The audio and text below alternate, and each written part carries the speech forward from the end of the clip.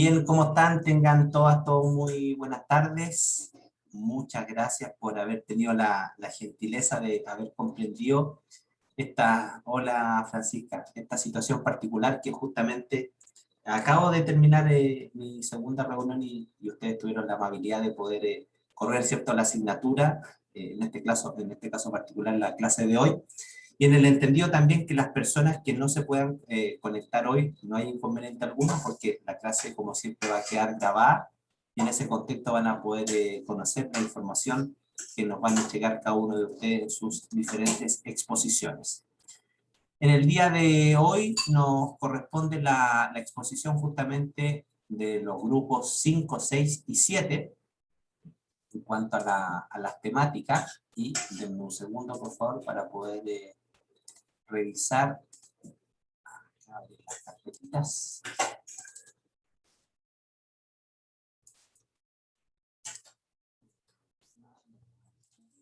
¿El grupo 5 está presente?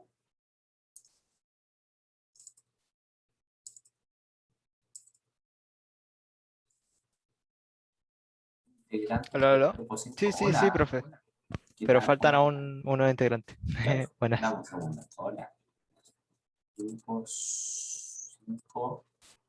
Claro, usted, el grupo 5 habla de radioterapia y el grupo está conformado. Ustedes van a hacer la exposición porque no me mandaron el video.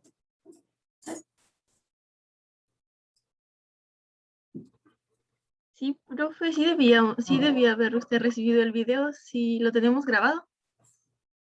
Lo tienen grabado, pero no, en el archivo no me enviaron el video, no lo tengo. ¿Quién me lo mandó el correíto?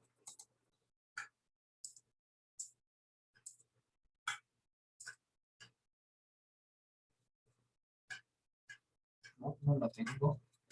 Buenos días, acá está, el Esteban me lo mandó, lo abrí hoy día en la mañana y solamente me mandó el PowerPoint y el informe, así que no me envió el video Esteban. Don Esteban Ariel Claros Anatibia. Ahora, no hay problema, si gustan, ustedes, por favor, coloquen el video y comenzamos la exposición vuestra, si les parece.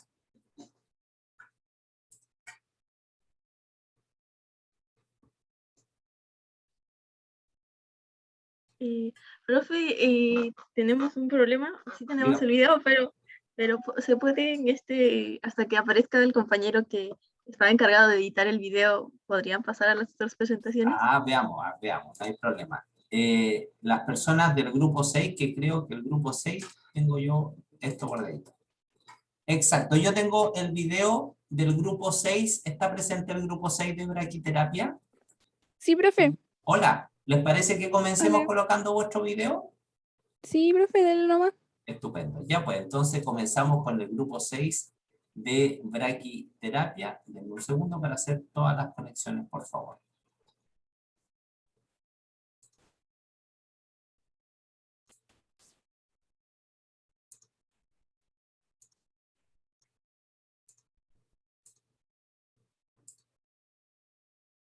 Muy bien, entonces vamos a comenzar con la exposición del grupo número 6, braquiterapia. ¿Me confirman si el video se ve y se escucha, por favor? Buenas tardes, compañeros. Buenas tardes, profesor. Hoy conmigo. ¿Se escucha? Sí, profe. Muy bien. Sí, profe. Buenas tardes, compañeros. Buenas tardes, profesor. Hoy con mi grupo hablaremos sobre el tema denominado braquiterapia. Mi nombre es Fabiana Monardes Rojas y les hablaré sobre la historia de la braquiterapia. ¿Qué es la braquiterapia? Se define como el tratamiento radioterapéutico que consiste en la colocación de fuentes radiactivas dentro o en la proximidad de un tumor. La historia de la braquiterapia comienza en París en 1895 tras el descubrimiento de los rayos X por William Conrad. Luego de este descubrimiento, en 1896, Becquerel decidió experimentar con una placa fotográfica y cristales de uranio, permitiéndole así descubrir la radiación de este material. Luego de este suceso, Marie y Pierre Curie comenzaron a estudiar este nuevo material y en 1898 aislaron una nueva sustancia radiactiva, la cual denominaron radio. Esta sustancia era mucho más potente e intensa que el uranio y su aplicación en la clínica fue casi inmediata.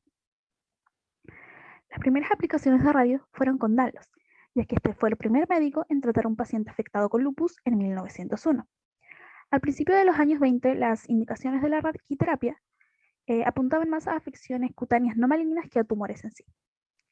La posibilidad de implantar fuentes radiactivas directamente dentro de un tumor fue una estrategia ya sugerida en 1903 por Graham Bell, siendo Strebel quien realizó por primera vez ese mismo año una braquiterapia intersticial con radio en un paciente con lupus, tras fracasar luego de utilizar un aplicador superficial.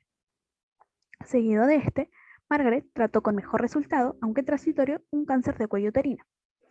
En 1904, Pusey y Cadwell también trataron cánceres uterinos, pero con una cápsula de radio implantada en los tejidos. Ya en 1905, Robert Abbe fue el primero en utilizar tubos de radio traídos de París, colocándolo en tumores a través de tubos metálicos introducidos durante el acto quirúrgico. Durante el periodo de entreguerras fue el surgimiento de la braquiterapia ginecológica y prostática. Los métodos de braquiterapia ginecológica se tratan del método de Estocolmo, el método de París y el método de Manchester. El método de Estocolmo se caracterizaba por la colocación de una carga de radio superior y un tratamiento cada 2 o 3 sesiones separadas entre sí, mientras que el método de París fue el más conocido, ya que se basaba en utilizar varios tubos de 10 miligramos de radio dispuestos en una zona intrauterina. Finalmente, años después, en 1938, Margaret Todd y William Meredith modificaron el método de París, denominándolo técnica de Manchester, sustituyendo así los corchos por ovoides de goma o plástico cuya superficie recibía la misma dosis de la fuente de radio.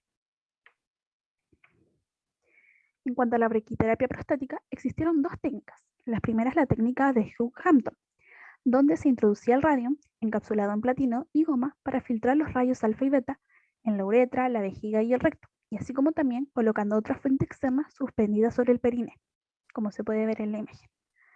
Behringer, por otro lado, desarrolló una técnica guiada por tacto rectal. Inicialmente se implantaban los capilares de vidrio sin envoltura a través de trócares de acero, casi siempre por vía transperinal, pero también a veces por vía transuretral por medio de un citoscopio o por incisión suprapúbica. Además, en este periodo surgió el descubrimiento de la radioactividad artificial en 1934, donde Frederick e Ingrid Joliot-Curie fueron los pioneros en este descubrimiento, gracias a la experimentación con irradiación de aluminio con rayos alfa de polonio.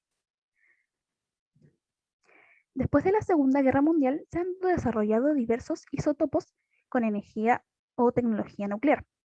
Dos condiciones facilitan su utilización en braquiterapia: su más baja energía fotónica y su vida media relativamente corta. Los isótopos radiactivos se utilizan habitualmente en la práctica clínica en forma de semillas, hilos, alambres, agujas, cápsulas, etc. La década de los 60 y 70 representan en Europa y particularmente en Francia el máximo esplendor de la braquiterapia de baja tasa de dosis, imprescindible en el tratamiento conservador de tumores de mama, cavidad oral, canal anal, piel, pene, vejiga, etc. La mayoría de estos tratamientos se llevan a cabo con cesio 137, iridio 192, yodo 125 y otro 198. Como se puede ver en la imagen, la mayoría de implantes eran de iridio 192. En la década de los 80 se desarrolla la braquiterapia de alta tasa de dosis o HDR, que hasta el día de hoy es la técnica de BT más utilizada. La braquiterapia está marcada por la conjunción de sucesivas innovaciones que han relanzado su papel clínico, como la posibilidad de realizar la implementación de las fuentes radiactivas mediante técnicas de carga diferida. Actualmente la braquiterapia que conocemos es categorizada como braquiterapia de alta tasa de dosis o baja tasa de dosis, como vimos previamente. Y este tratamiento puede ser visualizado y guiado en diversas técnicas de imagen, para así seguir su estudio y avance clínico, como serían ultrasonido, tomografía computarizada, resonancia nuclear magnética, tomografía por emisión de positrones, etc. Además de cumplir con la definición de diversos volúmenes guiados por las imágenes emitidas en 3D, que pueden ser CTV, PTV, PRV, para así también determinar la dosimetría e implantación de las fuentes. Continuando con la exposición, mi nombre es Margot Chipán Heredia y yo les voy a hablar de los principios físicos de la braquiterapia. La física tiene una amplia aplicación en la braquiterapia. Las fuentes radiactivas utilizadas para el tratamiento se comportan de acuerdo con las leyes de la física nuclear. Es por eso que la dosis depositada en un paciente que usa braquiterapia tiene propiedades únicas en comparación con la radioterapia de fase externa. Principios de la radioactividad.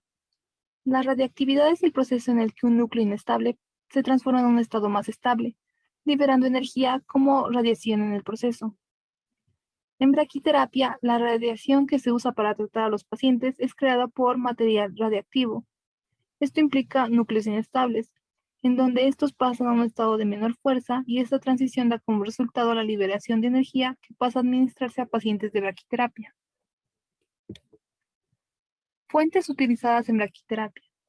En braquiterapia se han utilizado diversas fuentes radiactivas para diferentes procedimientos. Existen razones históricas, físicas o prácticas por las que se usan diferentes fuentes, pero hay varias propiedades deseables que hacen que una fuente se convierta ideal para un tratamiento. Y las propiedades que debe tener una fuente son las siguientes. Como primera propiedad tenemos el tipo y la energía de radiación emitida por la fuente. Esto implica la dosis administrada al paciente y la exposición de radiación al personal en el procedimiento. La segunda propiedad es la energía. La energía debe ser lo suficientemente baja para proporcionar una caída de la dosis deseada, pero lo suficientemente alta para tratar con profundidad una dosis aceptable. La tercera propiedad es la actividad específica de la fuente. Esta debe ser de un valor óptimo para permitir la administración de la tasa de dosis deseada mientras sea lo suficientemente pequeña para ser colocada dentro del cuerpo. Finalmente tenemos a la cuarta propiedad, que nos menciona que la vida media de la fuente debe ser óptima de manera que pueda administrar dosis suficientes durante la duración del tratamiento. Ahora, adentrándonos más en los isótopos utilizados, me gustaría hablarles del radio. El radio fue durante mucho tiempo el material radiológico por excelencia para braquiterapia. Este fue descubierto por Marie Curie en 1898 y a los 3 años de ese descubrimiento los primeros pacientes fueron tratados con radio. Pero la experiencia clínica temprana con estas fuentes condujo a la necrosis por radiación, que se refiere a la muerte de tejido corporal, por lo que quedó claro que esto se debía en parte a la intensa dosis de rayos beta que generaba el radio. Es por esto que en general el radio ha sido reemplazado por otros isótopos, esto debido a que tiene varias desventajas como las que nombraré a continuación. Desventajas del radio. El radio y varios de sus productos secundarios son gases emisores de rayos beta y alfa, que pueden escapar a través de una pequeña fisura que no se detecta fácilmente mediante un control visual, de manera que si la fuente de radio implantada fuera a romperse dentro del cuerpo del paciente, el radio y sus productos secundarios pueden depositarse de manera permanente en el hueso. Como segunda desventaja del radio, tenemos la posibilidad de que este cause daños por incineración o medios mecánicos, con la consiguiente liberación de radioactividad tóxica al medio ambiente. Como última desventaja del radio tenemos que la radiación gamma de una fuente de radio es de mayor energía que la necesaria para la braquiterapia, por lo que la protección radiológica de estas fuentes requiere grandes espesores de plomo. Nuevos isótopos. Los nuevos isótopos en desarrollo deben tener características pensadas para facilitar su aplicación y seguridad en el uso clínico. Estos nuevos isótopos generalmente se denominan sustitutos del radio. Y sus características en comparación con las del radio son las siguientes. En cuanto a la energía, debe ser baja o moderada, la vida media debe ser corta, es decir, de días a meses, a diferencia del radio que tiene una vida media mayor a 1600 años. Por otra parte, el espectro de radiación debe ser de energía única y la tasa de dosis de la fuente debe ser variable, como se puede observar en la tabla. Como se aprecia en la siguiente tabla, los sustitutos del radio más utilizados son el cesio, que tiene una vida media de 30 años, y con respecto a su aplicación clínica en la braquiterapia, se emplea en el intracavitario de dosis baja. El iridio, que tiene una vida media de 73,8 días, que con respecto a su aplicación clínica se emplea en tasa de dosis baja intersticial, endoluminal, y alta tasa de dosis intersticial e intravascular. Así como también el yodo, paladio y californio en distintas aplicaciones. Para finalizar, quisiera nombrar uno de los grandes isótopos de la braquiterapia. Se propusieron varios sustitutos del radio y algunos de ellos pasaron a ser utilizados en la práctica clínica, pero uno de ellos se convirtió en la piedra angular de la braquiterapia. Este es el iridio, un radionúclido con alta actividad específica, lo que significa que una fuente muy pequeña puede proporcionar tasa de dosis muy alta, lo cual es esencial para las aplicaciones de implantes con índice de dosis alta. Es simple y confiable porque permite la planificación previa de implantes, la verificación de imágenes y la comparación de resultados. Buenas tardes, profesor y compañeros. Mi nombre es Marisela Moyo Shurata y voy a presentar los tipos de braquiterapia. Tenemos 4 tipos, los cuales son la según localización, según sistema de carga del implante, según el tiempo del implante y según la tasa de dosis. Según localización, en el punto A tenemos la superficial, cuando la fuente radioactiva se pone en contacto de manera superficial, como en tratamientos oftalmológicos de labio y cuello cabelludo. En el punto B tenemos la intracavitaria, la cual se utiliza cuando los aplicadores que contienen las fuentes radioactivas se introducen en las cavidades anatómicas de forma temporal o permanente. También se utilizan dispositivos que se colocan dentro del paciente, como cilindros vaginales, sondas endouterinas, endoesofágicas y endobronquiales. En la imagen del costado superior e inferior se pueden ver la braquiterapia para el cáncer de piel y del cáncer cervical. Siguiendo con la segunda localización, en el punto C tenemos la intersticial, que es la que en la fuente radioactiva se coloca dentro del tumor. Esta técnica se utiliza, por ejemplo, para el cáncer de próstata y también para el cáncer de mama. En la intraluminal, las fuentes radioactivas son aplicadas en la luz como en la tráquea y el exófago. En las imágenes en negro se puede ver de una vista interior en el cáncer de exófago. Según sistema de carga del implante, tenemos la de carga inmediata, el cual el implante se carga al finalizar la colocación de los aplicadores en el tumor a tratar, técnica cada vez menos usada, y tenemos la de carga diferida. Los equipos de carga diferidas automáticos son sistemas que automáticamente transportan la fuente radioactiva desde un contenedor blindado hasta los aplicadores colocados en el paciente y retornan de forma automática cuando el tratamiento finaliza. Tenemos en la imagen un equipo de braquiterapia de carga diferida. Según tiempo del implante, tenemos el implante temporal, el cual la fuente radioactiva se coloca en el tumor y se extrae una vez finalizado el proceso. Puede ser de alta tasa de dosis o baja. En el punto B tenemos la permanente, la cual la fuente radioactiva permanece de forma indefinida en el cuerpo del paciente y se coloca directamente dentro del tumor mediante agujas huecas y delgadas. En las imágenes se pueden ver los distintos aplicadores que se usan tanto para el implante temporal como para el implante permanente. Según tasa de dosis, tenemos la baja tasa de dosis, la cual se utiliza el material radioactivo que es el yodo radioactivo y el paladio, que estas emiten baja dosis de radiación por un tiempo más prolongado. La fuente radioactiva reside en el lugar de 1 a 7 días y es posible que el paciente se quede en el hospital durante ese tiempo. En la alta tasa de dosis se utiliza el material radioactivo, el cual es el iridio 192, ya que ésta emite alta dosis en un tiempo breve. La fuente radioactiva se pierde por lo que el paciente no puede irradiar a otras personas. Aquí igual en el costado superior e inferior se pueden ver los distintos equipos de braquiterapia que se utilizan para la baja tasa de dosis y la alta. Buenas tardes, me llamo John Caqueo y voy a explicarles los tratamientos de braquiterapia. Los tratamientos de braquiterapia son bastante variados, o sea que son muy personalizados porque se adecuan a la situación del paciente. Este tratamiento será llevado a cabo por profesionales de la salud que conformarán un equipo médico para este tratamiento. Tendremos médicos, dosimetristas, tecnólogos médicos, enfermeros y físicos médicos. En esta diapositiva podremos ver implementos que se usan en este tratamiento, como en la parte superior podemos ver las fuentes de proyección de fuente radiactiva. Al lado podemos ver diferentes tipos de aplicadores. En la parte inferior la fuente radiactiva y las agujas. Aquí podemos ver una imagen donde se aplica este procedimiento. En la parte de atrás podremos ver el equipo computarizado y en la parte de delante podemos ver la fuente emisora de radiación y algunos más que otros implementos que se adecuan al tipo de braquiterapia. Planificación y preparación.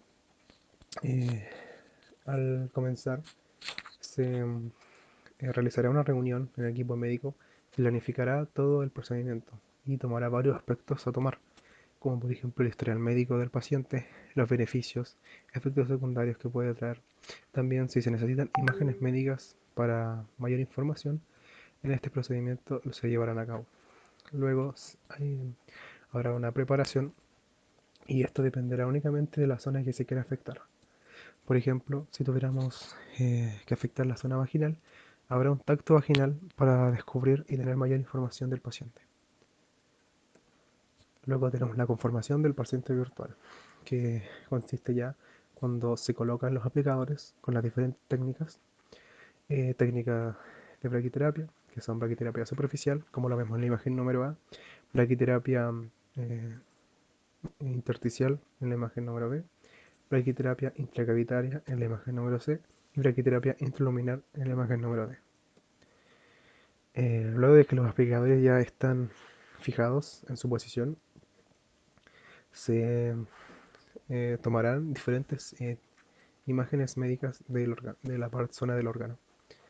Y estas serán llevadas a un software donde serán traducidas en una imagen en 3D.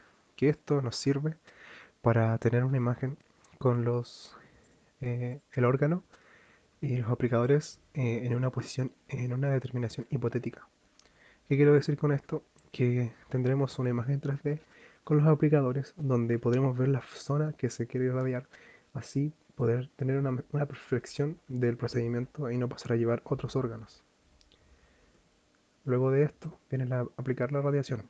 Tenemos implantes con índice de dosis baja o LDR, implantes con índice de dosis alta HDR o braquiterapia permanente, en el cual la braquiterapia con índice alta es la que más se utiliza y consiste en la ubicación de un dispositivo de retrocarga dentro de la cavidad seleccionada.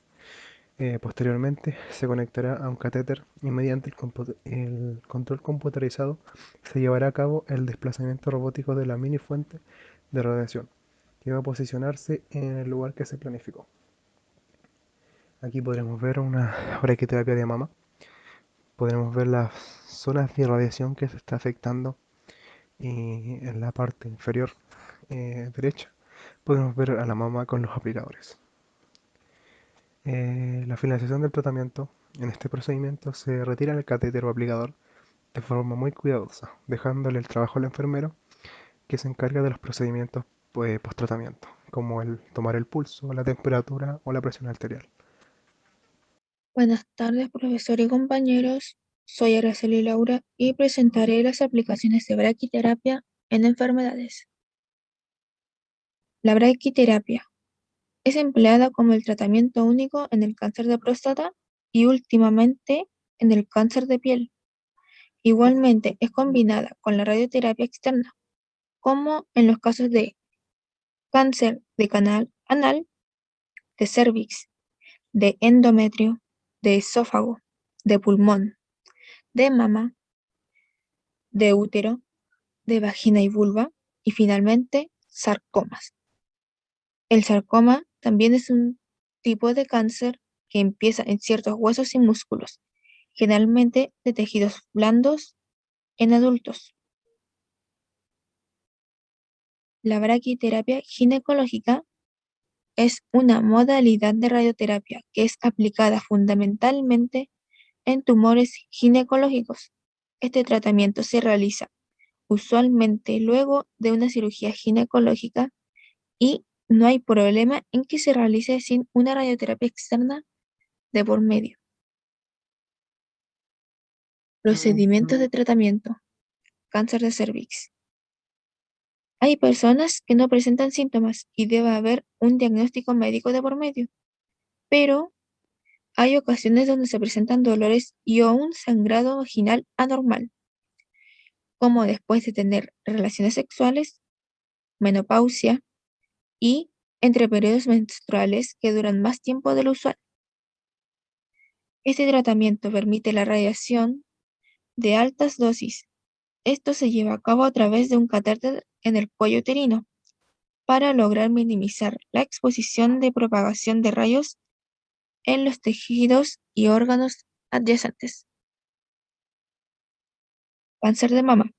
Es bastante predominante en los pacientes, ciertas protuberancias o ganglios linfáticos y marcas de enrojecimientos en el pecho, además de secreciones de sangre, cambios en la forma y textura del pezón.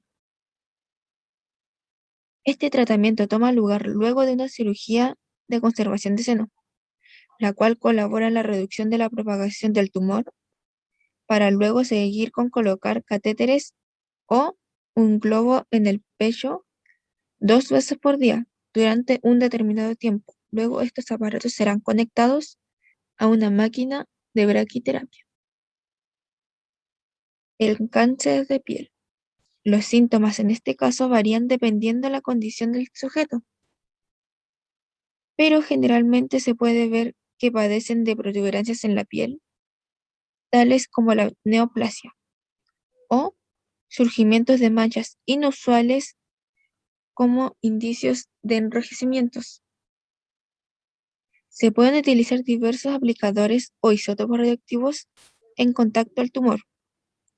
Aproximadamente toma de 6 a 8 minutos la instalación del aparato. Si este presenta un gran tamaño, será más rápido en comparación a otros, para lograr asegurar un contacto estrecho entre la fuente de radiación y la piel, que además se adaptan a la curvatura de la piel y ayudan a garantizar la entrega precisa de la dosis óptima de radiación. El cáncer de próstata. Los síntomas incluyen dificultad y necesidad urgente de orinar e incontinencia o retenciones urinarias. Además, este tipo de cáncer requiere un diagnóstico médico para su prevención, y ya que hay algunas personas que no presentan síntoma alguno. La braquiterapia prostática implica la instalación de las fuentes radiactivas de manera permanente o temporal. Estas generalmente son implantadas en la glándula prostática, ya que permite un mejor acceso a las células cancerosas y no generará daños a otros tejidos. Buenas tardes, profesor. Soy Said Tavilo y voy a hablar de protección radiológica en braquiterapia. Primero que todo, ¿qué es la protección radiológica? Es una actividad multidisciplinar de carácter científico y técnico que tiene como finalidad la protección de las personas y del medio ambiente contra los efectos de la exposición a radiaciones ionizantes. Los tres principios de la protección radiológica son justificación, optimización y límite de dosis. Justificación es toda práctica o actividad que requiera radiación ionizante y debe estar debidamente justificada. La optimización son las acciones que se llevan a cabo con radiaciones ionizantes y deben estar debidamente justificadas, deben realizarse con dosis lo más baja posible, pero lo suficientemente óptima para llevarse a cabo y lograr el fin esperado.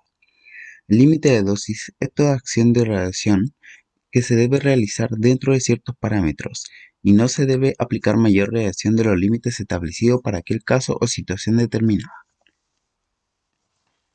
Este es el reglamento de protección radiológica en instalaciones radiactivas. Las tres reglas fundamentales de protección contra toda fuente de radiación son distancia, blindaje y tiempo. Distancia es alejarse de la fuente de radiación, ya que su intensidad va a disminuir entre más distancia haya. El blindaje se pone en pantallas protectoras entre las fuentes radiactivas y las personas. Y el tiempo siempre tratar de disminuir la duración de la exposición a las radiaciones. La regla dentro de una unidad de braquiterapia.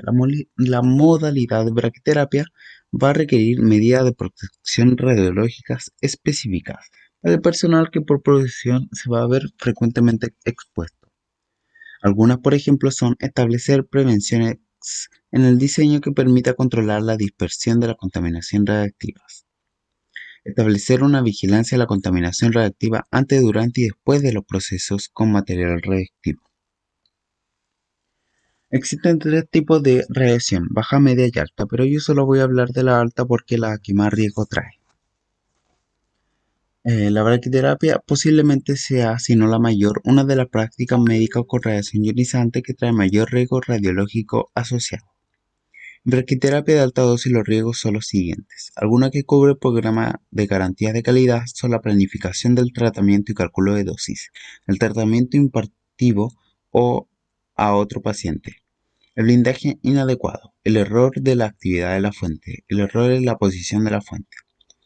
Alguna que no cubre el programa de garantía de calidad es el ataque de fuente. En especial se produce por fallas en el equipo y puede traer consecuencias graves. Los planes de emergencia y simulacros requieren actuación en el momento y presenta un riesgo en la exposición para el paciente y el profesional a cargo. Las situaciones de emergencia se van a considerar dos situaciones posibles en las cuales la fuente no pueda retornar a su posición de seguridad. Por un lado, un fallo en el suministro eléctrico y por otro, una obstrucción en el camino de regreso a la fuente. En primer caso entraría a funcionar el sistema eléctrico de emergencia independiente, con lo que la situación de emergencia quedaría resuelta sin mayor incidencia. Tras un fallo de suministro eléctrico, el problema vendría en el caso de que la fuente quedara retenida. En este caso, los fabricantes requieren actuar sobre los distintos botones de emergencia y sobre la palanca de retracción manual. En el caso de que la fuente quede retenida, hay que tener en cuenta que en la situación de emergencia el paciente es prioridad.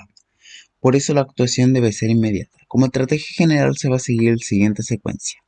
Primero se va a actuar sobre los pulsadores de emergencia. Segundo, el uso de la manivela de emergencia. Y tercero, se retirarán los aplicadores. En braquiterapia de alta dosis, el plan de emergencia va a estar adaptado a nuestras condiciones de trabajo en la braquiterapia de alta dosis. En todas las sesiones de braquiterapia realizadas, a los pacientes se debe prever que pueda ser necesario aplicar el plan de emergencia, por lo cual deben estar a mano todos los materiales y dispositivos requeridos. Estos son el contenedor blindado, la pinza, el monitor de área, el dosímetro personal, el monitor de visualización, el intercomunicador y el monitor de pared. La función y responsabilidad en el plan de emergencia va a estar el médico radioterapeuta, el físico médico, el tecnólogo médico, la enfermera y el oficial de protección radiológica en braquiterapia. El oficial de protección radiológica en braquiterapia va a elaborar el plan de emergencia y verificar su funcionamiento mediante simulacros. El físico médico dará ubicación adecuada de los instrumentos requeridos para llevar a cabo el plan de emergencia y va a verificar que la bacteria del equipo de braquiterapia funcione. El médico radioterapeuta, en el caso de que la retracción manual no retraiga la fuente, debe retirar el aplicador del paciente y va a colocarlo en el contenedor de emergencia. La enfermera y el tecnólogo médico van a ser los responsables de visualizar la posición y el tiempo que pertenece cada actuante del procedimiento de emergencia y también van a estar atentos a cualquier comunicación. Por último, la protección radiológica para mujeres embarazadas. En braquiterapia, dadas las condiciones del funcionamiento de este tipo de equipos, es muy improbable que para las condiciones de trabajo las dosis equivalentes a la superficie del abdomen excedan los 12 cb, por lo que la trabajadora embarazada podría seguir desarrollando su trabajo habitual. Pero si la trabajadora gestante no podrá participar en los planes de instalaciones de emergencia. Buenas tardes a todos, mi nombre es Noemí Pérez y les voy a hablar de la garantía de calidad. Para empezar, según la definición dada por la OMS, se entiende por garantía de calidad en radioterapia a todas las acciones que garantizan la consistencia entre la prescripción clínica y su administración al paciente con respecto a la dosis en el volumen blanco, la dosis mínima en el tejido sano, la exposición mínima de personal y las verificaciones en el paciente para la determinación del resultado del tratamiento. En otras palabras, podríamos decir que la garantía de calidad es la que se encarga de minimizar los errores en la planificación de tratamientos y administración de la dosis al paciente. Esta tendrá aspectos tanto médicos, físicos o dosimétricos y de aplicación práctica.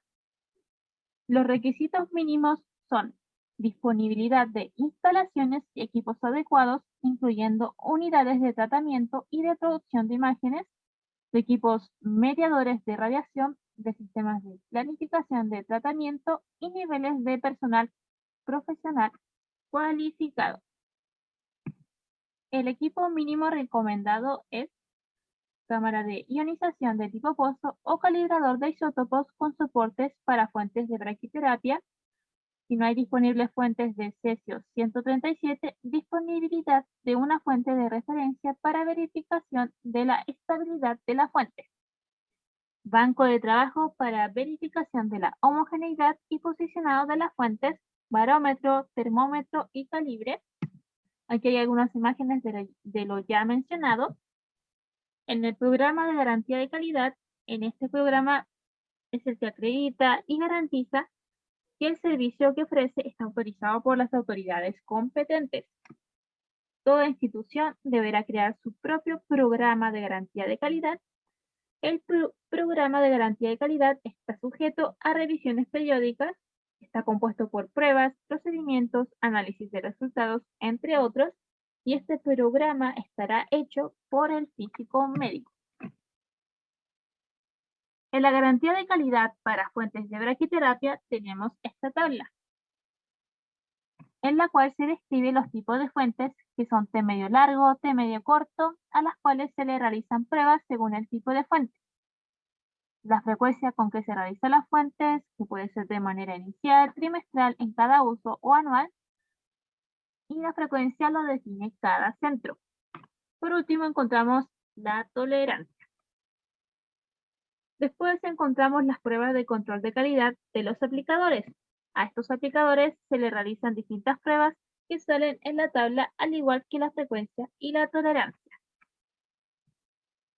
En estas imágenes podemos visualizar algunos tipos de aplicadores, el intercavitario y el intersticial. También se deberá contar con un inventario de las fuentes que debe estar actualizado y a grandes rasgos debe contener el tipo de fuente, fabricante, modelo de la fuente y el número de lote. Pasando a la siguiente diapositiva, encontraremos a los equipos de carga remota automática, los cuales se le realizarán las siguientes pruebas.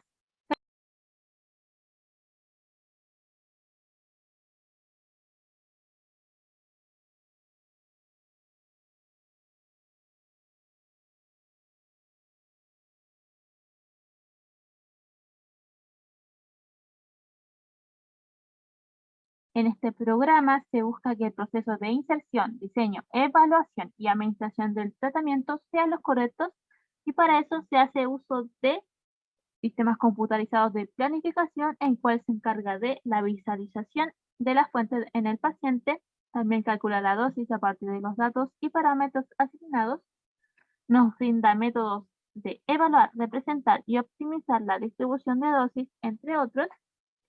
También está la localización de las fuentes por medio de resonancia magnética, ultrasonido, radiografías, entre otros. Y por último, la administración del tratamiento, en donde se deberá documentar los parámetros físicos que especifican cómo debe encargarse el implante, ya sea intensidad de las fuentes, aplicadores, duración del implante, etc. Y también en la administración del tratamiento se hace referencia a la comunicación entre las partes que participan en el tratamiento. Muchas gracias por su atención. Espectacular, de verdad, espectacular. Gran presentación. De verdad, chiquilla, los felicito. Extraordinario, extraordinario. Superaron absolutamente las expectativas que yo pueda tener. En el entendido de que ustedes son personitas que están iniciando su vida laboral, su vida profesional, y la calidad de la presentación, de verdad, extraordinario. Abordaron todos los temas que tienen que ver con la braquiterapia, que es dentro de la radioterapia, que es el tratamiento contra el cáncer, ¿cierto? A través de radiaciones ionizantes. Braqui significa cerca. Tele, lejos. Teleterapia es una cosa y braquiterapia es la radioterapia, pero de cerca. Y abarcaron todo, de verdad las quiero felicitar. No sé si hay alguna duda, alguna consulta, alguien que quisiera comentar algo, por favor ofrezco la palabra. Todo claro, profe. Fue una muy buena presentación. Bien. No sabía que existía esto, de hecho. Bueno, es que esa es la gracia de esta asignatura, donde se les da a ustedes un primer abanico de cuáles van a ser los lugares de trabajo que ustedes van a tener el día de mañana, y que de a poquito se vayan acercando a las diferentes fuentes laborales que ustedes van a poder desempeñar. Entonces, la braquiterapia es una de aquellas. Ahora, lo que hay que tener claro es que cuando uno trabaja con braquiterapia, está trabajando con gente con cáncer, ¿ya? Con gente con cáncer. Y todos los días tú ves a la gente con cáncer, y es complejo, no es fácil, no todos tenemos el carácter, la forma de ser, la fuerza, ¿cierto?, para poder estar trabajando diariamente con personas que potencialmente se van a morir.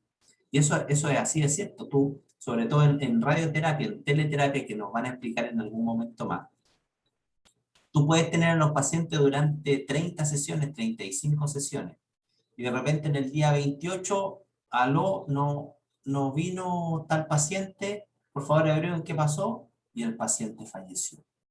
Es así, esto es súper duro, hay que tener un carácter bien especial, bien particular, pero es una labor hermosa donde uno le da vida, le da esperanza de vida a las personas cuando están con cáncer. Así que mis sinceras felicitaciones. Muy bien.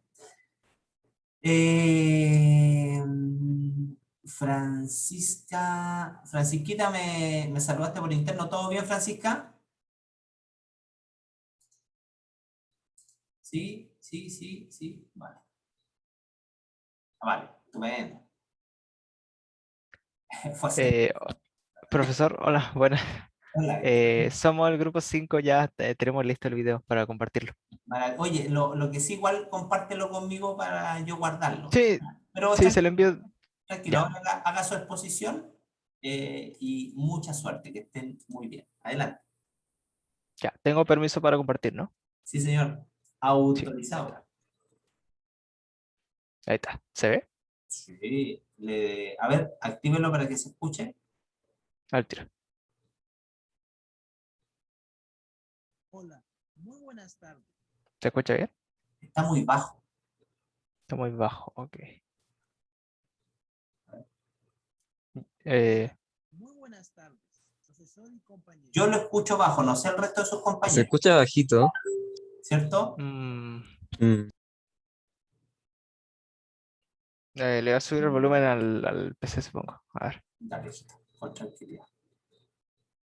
Sí, al PC. Sánchez, y junto con mi grupo vamos a presentar y hablar. ¿Se escucha bien? Ahí sí. Ahí se escucha mejor. 100%. Ya, sí. Voy a compartirme mute entonces. Ya. Listo.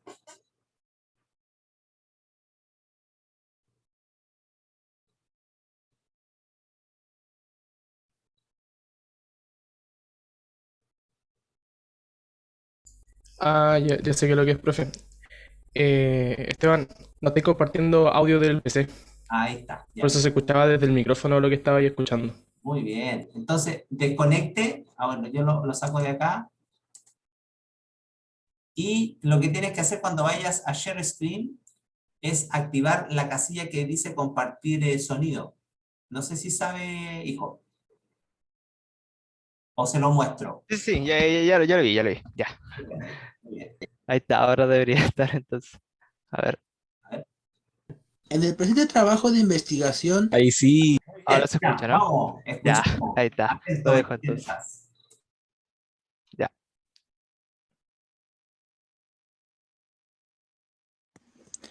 Hola, muy buenas tardes, profesor y compañeros. Mi nombre es Elvis Sánchez y junto con mi grupo vamos a presentar y hablar sobre la radioterapia. Bueno, en el presente trabajo de investigación se refiere al tema del tratamiento de radiación, también llamado radioterapia, lo que se puede definir como el tratamiento del cáncer, es decir, utiliza altas dosis de radiación para destruir células cancerosas y también tumores. Para analizar este tratamiento de radiación, es necesario mencionar e indagar sobre la historia de la radioterapia, principios físicos, técnicas de tratamiento, protección radiológica y garantía de calidad, tanto en los pacientes como en el personal de la salud. Pero, ¿qué es la radioterapia? La radioterapia es el uso de la radiación de alta energía para dañar el ADN de las células cancerosas y destruir su capacidad para dividirse, sin afectar al tejido sano que lo rodea. Como se muestra en las imágenes, se puede administrar utilizando máquinas llamadas aceleradores lineales o mediante fuentes radioactivas que se colocan en el interior del paciente en forma temporal o permanente.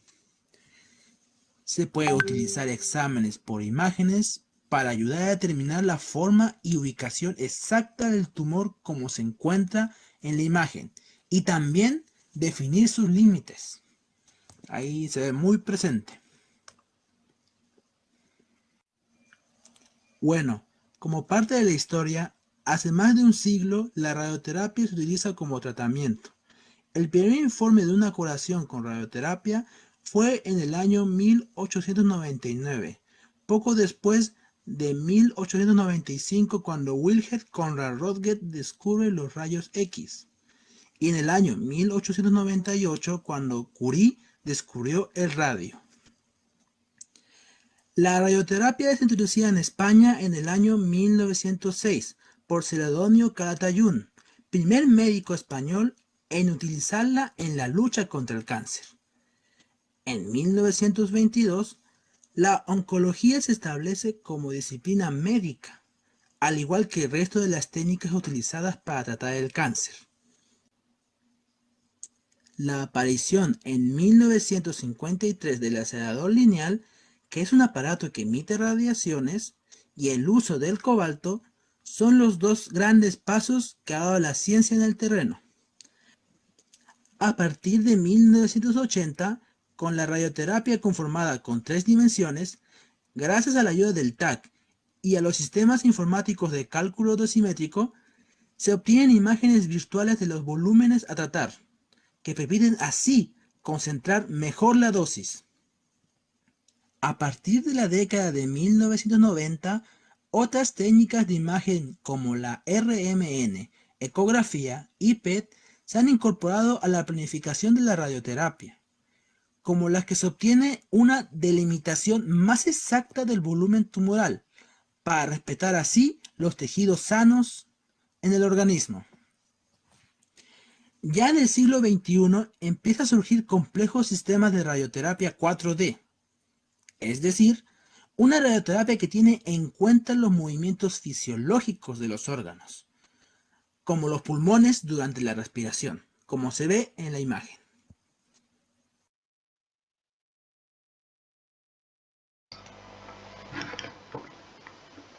Buenas tardes, compañeros y profesor. Mi nombre es Alejandra Quepucho.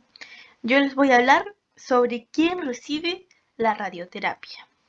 Bueno, más de la mitad de las personas con cáncer reciben tratamiento de radiación. A veces, la radioterapia es el único tratamiento contra el cáncer que se necesita y a veces se usa con otros tipos de tratamiento, tales como la mezcla de la radioterapia y la quimio. La decisión de usar radioterapia depende del tipo y etapa del cáncer y de otros problemas de salud que un paciente pueda tener, claro. Y bueno, ¿quién nos administra los tratamientos de radiación? Durante la radioterapia, su equipo de atención puede incluir las siguientes personas. Empecemos con el oncólogo especialista en radiación. Este médico está especialmente capacitado para tratar el cáncer con radiación y este supervisa su plan de tratamiento. También tenemos al físico especialista en radiación y este se encarga de que el equipo de radiación funcione adecuadamente y se asegura de que usted reciba la dosis de radiación exacta, según las indicaciones de su oncólogo especialista en radiación, claro. Y también tenemos al dosimetrista. Este ayuda al oncólogo especialista en radiación a planificar el tratamiento. Y posteriormente tenemos al radioterapeuta, o bueno, técnico de radioterapia. Este opera el equipo de radiación y le indica la posición en la que usted debe colocarse para recibir cada tratamiento. También tenemos a la enfermera de radioterapia. Esta cuenta con preparación especial en el tratamiento contra el cáncer y puede proveerle de información sobre el tratamiento con radiación y cómo tratar los efectos secundarios. Bueno, es posible que usted también necesite los servicios de una dietista, un fisioterapeuta un trabajador social clínico, un dentista o un oncólogo dentista, un farmacéutico o otros proveedores de atención médica. Y bueno, ¿cómo se administra la radioterapia? La radioterapia se puede administrar de 3 maneras: con radiación externa o radiación con un rayo externo. En esta se emplea una máquina que dirige los rayos de alta energía desde fuera del cuerpo hacia el tumor. La terapia se administra durante las sesiones que se llevan a cabo de manera ambulatoria en un centro de tratamiento u hospital. Por lo general, se administra durante muchas semanas y a veces se administran 2 veces al día durante varias semanas. Una persona que recibe radiación externa no queda con material radiactivo y no tiene que seguir precauciones especiales de seguridad en el hogar. Y también tenemos la bien llamada radiación interna. Bueno, muchos a la radiación interna también la conocen como braquiterapia. Para la radiación interna se le coloca una fuente de radiación dentro o cerca del tumor en el cuerpo. Con algunos tipos de braquiterapia, la radiación se puede colocar y dejar en el cuerpo para que surte efecto. Algunas veces se coloca en el cuerpo por un tiempo y luego se retira. Esto se decide en función del tipo de cáncer. Se necesitan precauciones de seguridad especiales para este tipo de radiación durante un tiempo. No obstante, es importante saber que si la radiación interna se deja en el cuerpo, con el pasar del tiempo, dejará de emitir radiación. Bueno, y también tenemos a la radiación sistémica. Esta se utiliza para tratar ciertos tipos de cáncer y en esta se administran medicamentos radiactivos por vía oral o por vena. Estos medicamentos entonces se desplazan por todo el cuerpo. Y bueno, es posible que se requiera seguir ciertas precauciones especiales en su casa durante un tiempo, después de que se administren estos medicamentos, claro. Hola, buenas tardes. Mi nombre es Benjamín Torres y seguiré con la presentación complementando sobre los tipos de radiaciones. Como antes ya se había comentado, hay 3 tipos principales de radioterapia: de gas externo, interno y sistémica. El tipo de radioterapia que usted puede necesitar depende de muchos factores, los cuales serían el tipo de cáncer, el tamaño del tumor, la ubicación del tumor en el cuerpo, qué tan cerca está el tumor a tejidos normales sensibles a la radiación, su salud en general y su historial médico, si usted tendrá otros tipos de tratamientos contra el cáncer, otros factores como su edad y otros padecimientos médicos. El tipo de radiación que usted recibe depende del tipo de cáncer que tenga y dónde se localice. En algunos casos se emplea más de un tipo. El equipo de atención médica contra el cáncer puede responder preguntas específicas sobre el tipo de radiación, cómo afecta a su cuerpo y cualquier precaución que pueda ser necesaria. A continuación, les hablaré del objetivo o propósito principal que tiene la radioterapia. Suele ser una pregunta que no es difícil de contestar, ya que tiene como único objetivo atacar las células cancerosas que aún quedan después del tratamiento inicial. Pero, cuando no es posible destruir el cáncer por completo, en el tratamiento por cualquiera de sus causas, los médicos pueden utilizar radioterapia para reducir el tamaño de los tumores y aliviar los síntomas. La mayoría de los tipos de radioterapia no alcanzan todas las partes del cuerpo, lo que significa que no son útiles en el tratamiento del cáncer que se ha probado a muchos lugares del cuerpo. Aún así, la radioterapia puede utilizarse para tratar muchos tipos de cáncer, ya sea sola o en combinación con otros tratamientos. Si bien es importante recordar que cada cáncer y cada persona es diferente, la radiación es un método de tratamiento a elección. Es importante recalcar que la radiación no destruye de inmediato las células cancerosas.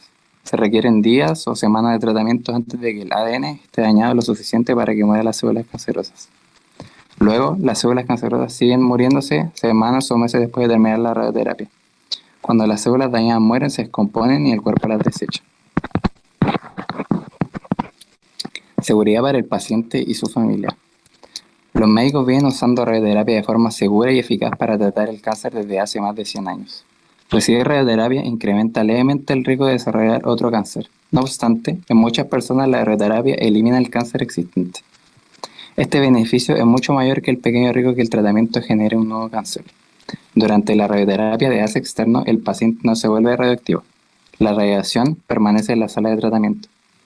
Sin embargo, la radioterapia interna hace que el paciente emita radiación, por lo que las personas que visitan al paciente deben tomar las siguientes medidas de seguridad. No visitar al paciente si está embarazada o tiene más de 18 años, no acercarse a menos de 6 pies de la cama del paciente y limitar su estadía a 30 minutos como máximo cada día. Los implantes permanentes siguen siendo reactivos después de que el paciente sale del hospital. Por lo tanto, el paciente no debe entrar en contacto cercano ni tener contacto más de durante 5 minutos con niños o mujeres embarazadas durante 2 meses. Asimismo, las personas que hayan recibido radioterapia sistémica deberán tomar medidas de seguridad durante los primeros días después del tratamiento. Deberán tomarse las siguientes medidas de seguridad: lavarse bien las manos después de usar el baño, utilizar toallas y utensilios separados, beber gran cantidad de líquido para eliminar el material radiactivo restante del organismo, evitar el contacto sexual, minimizar el contacto con bebés, niños y mujeres embarazadas. Hola, muy buenas tardes, me llamo Esteban Claros y yo les voy a hablar sobre las medidas de seguridad con el uso de la radioterapia. Algunos pacientes se preocupan por los riesgos que puede conllevar la exposición a la radioterapia. Aunque la radioterapia implica la exposición a partículas radiactivas peligrosas, se ha utilizado para tratar de forma segura el cáncer durante más de 100 años. Se han hecho muchos avances que han llevado a las regulaciones de seguridad y puestos de control durante el tratamiento. Los centros de tratamiento deben seguir ciertas reglas y regulaciones para proteger a los pacientes, trabajadores y visitantes. Es importante recordar que cada paciente es diferente y sus instrucciones de seguridad pueden ser distintas de otros pacientes o personas que ustedes sabe que han recibido radioterapia para tratar el cáncer.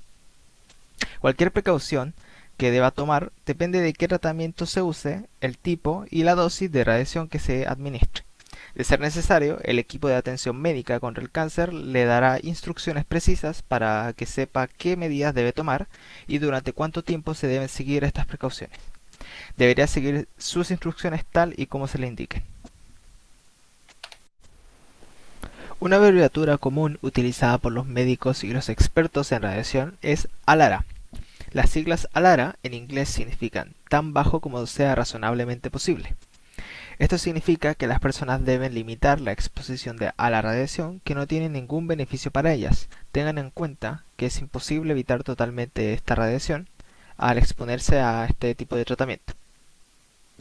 Para las personas que necesitan radioterapia para tratar su cáncer, se utilizan precauciones especiales para proteger otras partes de su cuerpo de la exposición a la radiación. Antes de comenzar a recibir radioterapia, el equipo de atención médica trabaja cuidadosamente para desarrollar un plan de tratamiento eficaz que también sea seguro. El tratamiento se centrará en administrar radiación al cáncer mientras se limita la exposición al tejido sano. Su plan de tratamiento se revisará con frecuencia durante el tiempo de su terapia y se utilizan computadoras para monitorearlo a usted y la cantidad de radiación que se está administrando. Cada vez que reciba un tratamiento de radiación, su equipo de atención médica seguirá todas las normas de seguridad y se asegurará de que reciba su tratamiento de forma segura, midiendo y monitoreando sus dosis. Es posible que note el uso de ropa especial y equipo de protección en los miembros de su equipo de atención médica cuando se encuentran en el área donde se administra la radioterapia. Esto se debe a que deben cumplir con ciertas regulaciones que ayudan a limitar su exposición a la radiación al atender a los pacientes que necesitan tratamiento y estudios por imágenes. Es importante saber que no todos los tratamientos de radiación funcionan de la misma forma o conllevan las mismas medidas de seguridad. Además, es importante saber que las medidas de seguridad de la radioterapia son muy diferentes de los otros tratamientos para el cáncer, como la quimioterapia, la inmunoterapia, la terapia dirigida y la terapia hormonal.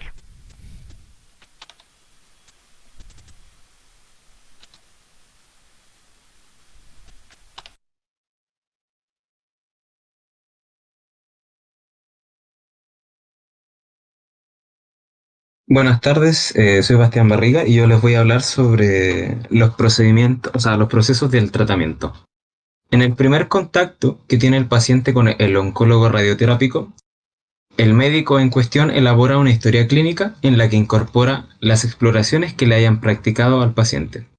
Realiza una exploración física general y del área afectada. Es posible que se le solicite algún examen adicional. Se explica al paciente el tratamiento, duración y los días que tiene que acudir con los efectos secundarios.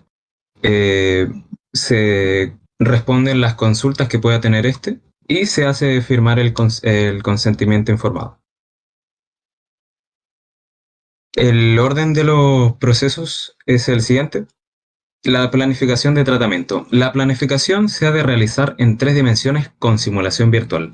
Para ello es preciso llevar a cabo un TAC en la posición en la que se aplicará el tratamiento. Posterior a esto se tatúan puntos en la piel que determinan las coordenadas del paciente para colocarlo en la mesa de tratamiento. Dosimetría física. Con las imágenes del TAC digitalizadas en un ordenador, se delimitan las áreas a tratar y los órganos críticos. Con la aplicación informática se añaden los fotones, la intensidad de luz y se reconstruyen los volúmenes de las áreas delimitadas. El mismo programa informático facilita radiografías digitales reconstruidas que imitan el aspecto del campo de tratamiento sobre una radiografía real. La verificación del tratamiento. Una vez planificado el tratamiento, el paciente acude a la unidad de tratamiento y en la misma posición en la que se realizó el TAC, con algunos desplazamientos en los 3 ejes del espacio a partir del punto de origen, se realiza una radiografía o una imagen portal electrónica. La imagen que reproduce esta radiografía debe ser lo más parecida posible a la radiografía digital reconstruida. Y cuando es así, se comienza con el tratamiento. El tratamiento consiste en varias sesiones de corta duración, habitualmente diarias de lunes a viernes, descansando los sábados, domingos y festivos. En cada sesión de tratamiento se reproduce la misma posición, que es la misma que cuando se realizó el TAC de planificación y que en la verificación. Durante el tratamiento, el paciente es monitorizado por cámara de video y micrófonos para atender cualquier incidencia y ante la posibilidad de interrumpir el tratamiento. Periódicamente se pueden realizar radiografías de control para optimizar el tratamiento. Seguimiento durante el tratamiento. Los pacientes suelen tener visita semanal con el oncólogo radioterápico en las que deben contar los posibles efectos agudos de la radiación y formular preguntas que aún no se hayan hecho. Si el paciente tuviera cualquier problema durante el tratamiento, debe solicitar cita el mismo día que acude a este. Seguimiento al finalizar el tratamiento. El paciente debería acudir a la consulta de oncología radioterápica periódicamente, como mínimo una vez al año, para valorar toxicidades tardías y conocer los resultados del tratamiento efectuado. Si el seguimiento de la enfermedad lo realiza el oncólogo radioterápico, este debe solicitar las exploraciones que estime oportunas para detectar o descartar recidivas y remitir al paciente al especialista determinado.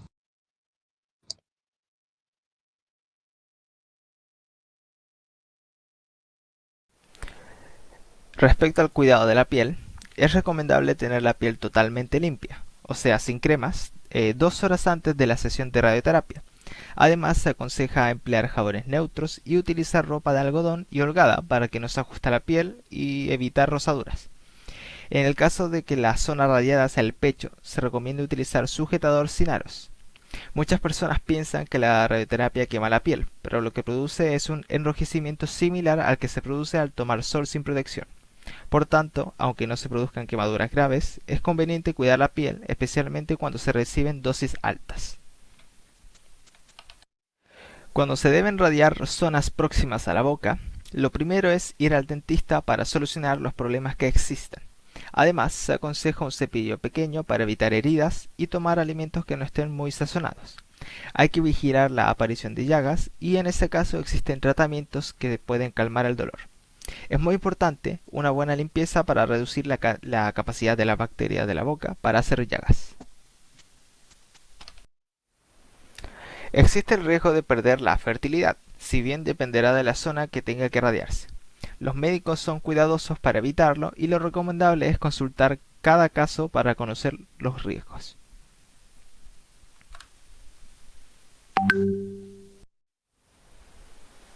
Es recomendable evitar el sedentarismo, adaptarse a la situación y esforzarse en la medida de las posibilidades.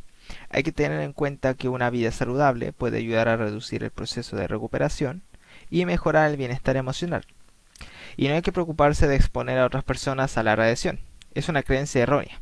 Después de la radioterapia puedes estar en contacto con otras personas sin ningún problema.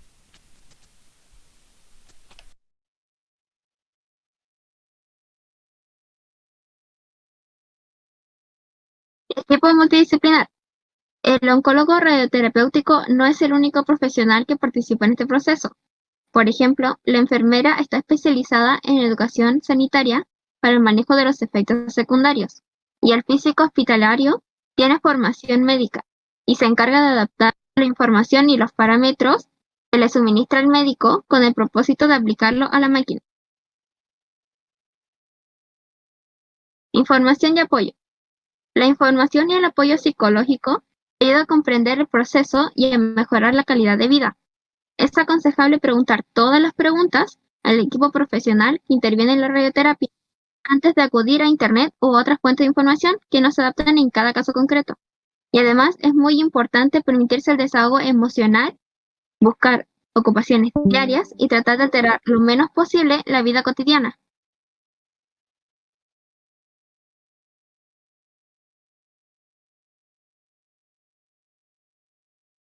Efectos secundarios. Los efectos secundarios se deben al efecto acumulativo de las sesiones y dependen de la zona que se esté radiando.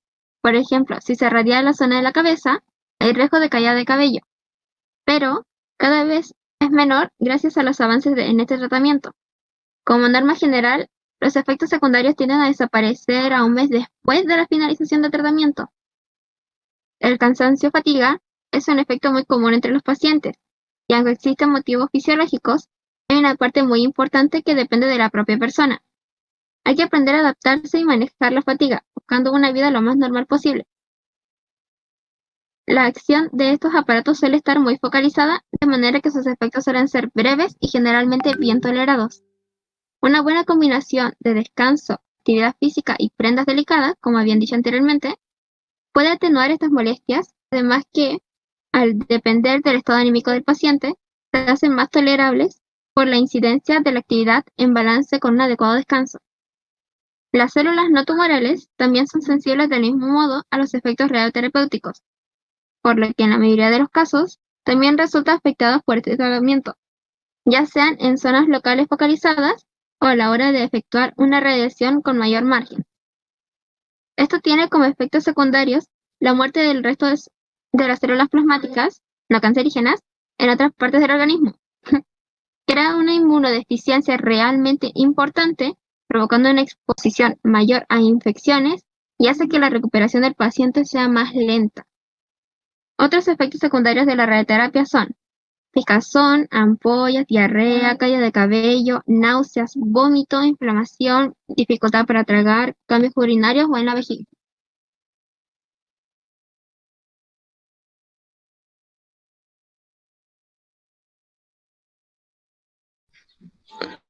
Hola, buenas tardes. Me llamo Ignacio Mamani y voy a continuar con esta parte de la presentación. ¿Qué tipo de radiación emite la radioterapia? La radioterapia es una forma de tratamiento basada en el empleo de radiaciones ionizantes que utiliza partículas u ondas de alta energía, tales como los rayos X, rayos gamma, rayos de electrones o de protones, para eliminar o dañar las células cancerosas. Normalmente las células crecen y se dividen para formar nuevas células. Sin embargo, las células cancerosas crecen y se dividen más rápidamente que la mayoría de las células normales. La radiación actúa sobre el ADN que se encuentra dentro de las células, produciendo pequeñas roturas. Estas roturas evitan que las células cancerosas crezcan y se dividan y les causan la muerte. Puede que también las células normales cercanas se vean afectadas con la radiación, pero la mayoría se recupera y vuelve a tener una función normal. ¿Cuánto tiempo dura el tratamiento? El tratamiento de la radioterapia por lo general suele durar entre 2 y 7 semanas, dependiendo de la dosis que se administre y del número total de sesiones. Diariamente cada sesión dura solo unos minutos, aunque puede ser variable dependiendo de la técnica que sea utilizada.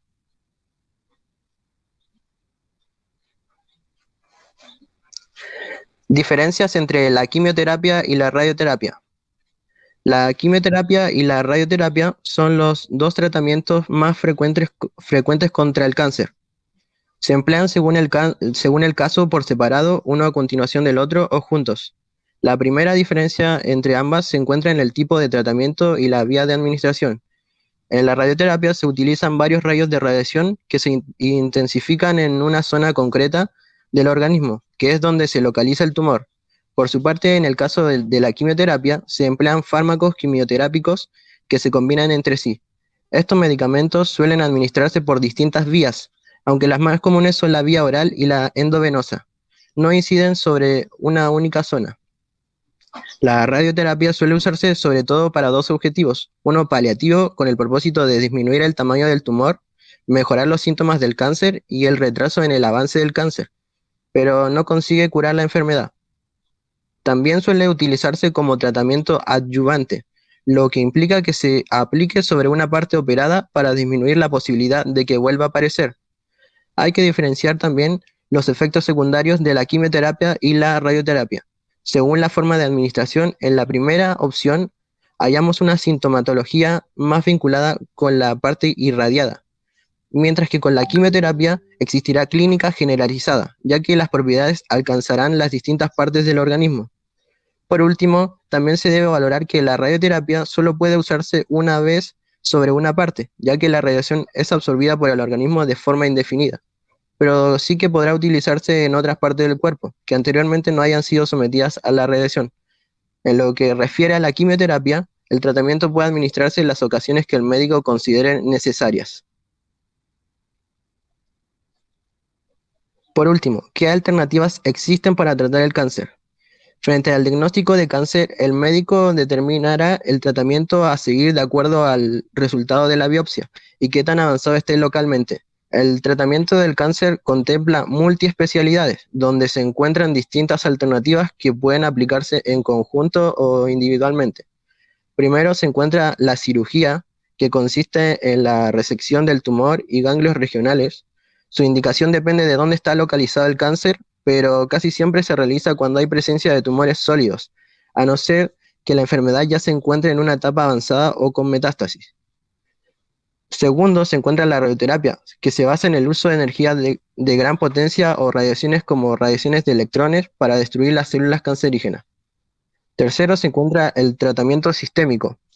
Puede indicarse antes de la cirugía para disminuir el tamaño del cáncer y hacer un procedimiento quirúrgico menos radical, o bien hacerse post-cirugía, para evitar recurrencias a corto o largo plazo. También contempla la quimioterapia, la hormonoterapia y la terapia blanco. Por último, se encuentra la inmunoterapia, procedimiento que utiliza el sistema inmunitario del organismo para combatir el cáncer. Se sabe que el tumor produce moléculas que bloquean el sistema inmune y este no reacciona contra el tumor y lo deja crecer. La inmunoterapia actual ataca estos bloqueadores y el sistema reacciona. Con esta parte de la presentación hemos finalizado y le agradecemos por su atención. Muy bien, felicitaciones. Muy bien, muy bien, muy bien. Si se dan cuenta, esta presentación con la anterior, sin duda alguna le dan a usted una visión bastante general de una subárea o de una subespecialidad o especialidad, como quieran llamarlo ustedes, que es la radioterapia. Pues bien, el día de mañana ustedes en la parte asistencial se podrán desarrollar como tecnólogas, como tecnólogos de radiodiagnóstico, ¿cierto? Donde está la radiología general, la tomografía, la mamografía, los procedimientos dentales, está el intervencionismo, está la otra área que es la medicina nuclear, ¿cierto? Y está esta gran área que es la radioterapia. Por lo tanto, ahí ustedes van a tener que poder ver en cuál de aquellas creen ustedes que se sienten más cómodas, más cómodos, en cuál de aquellas creen ustedes que pueden tener un mejor y un mayor desarrollo profesional. Pero a lo largo de estos 5 años que dura la universidad, la idea justamente de este plan de estudio es que ustedes puedan ir conociendo cada una de estas especialidades. Ahora, yo me permito sugerirles que ustedes pudieran hacer algún tipo de pasantía. No solo las que les da la universidad, que tienen que ver con las prácticas hospitalarias, sino que ustedes fueran capaces de poder conseguir por las vuestras, ¿cierto?, algún tipo de práctica en el verano, en algún centro, prácticas de observación, fundamentalmente prácticas de observación.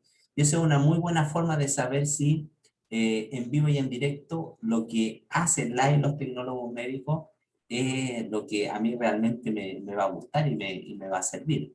Así que sugerencia de profe que puedan hacer estas prácticas.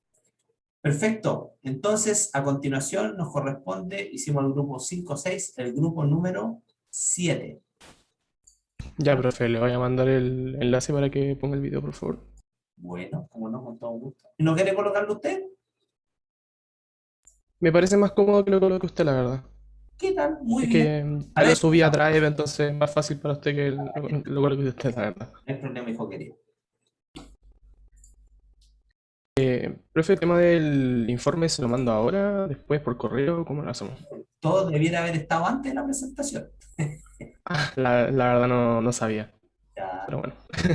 Voy a quitar esto.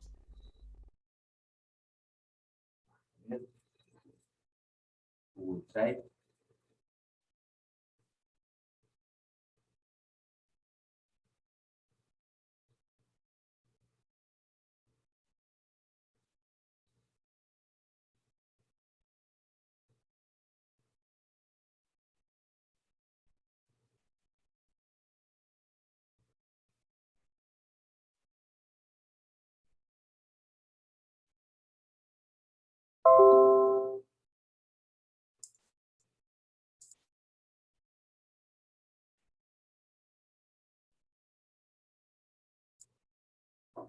Buenas tardes.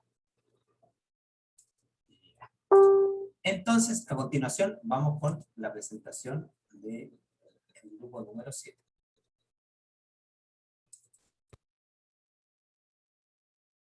Me confirman si se escucha y se ve bien, por favor. Estudiante de carrera y profesor, les habla Benjamín ¿Se Jara. escucha, profe? ¿Y se ve bien también? Sí. Adelante, vamos.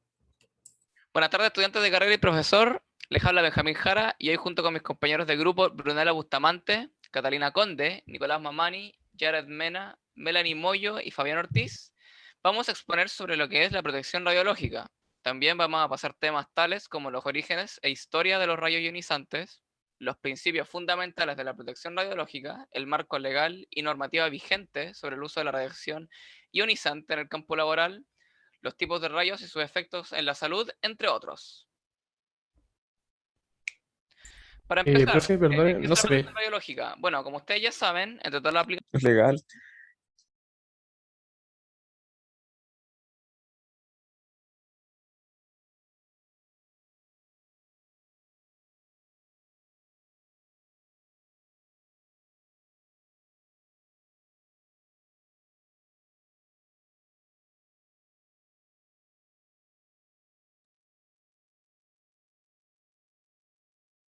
Ahí.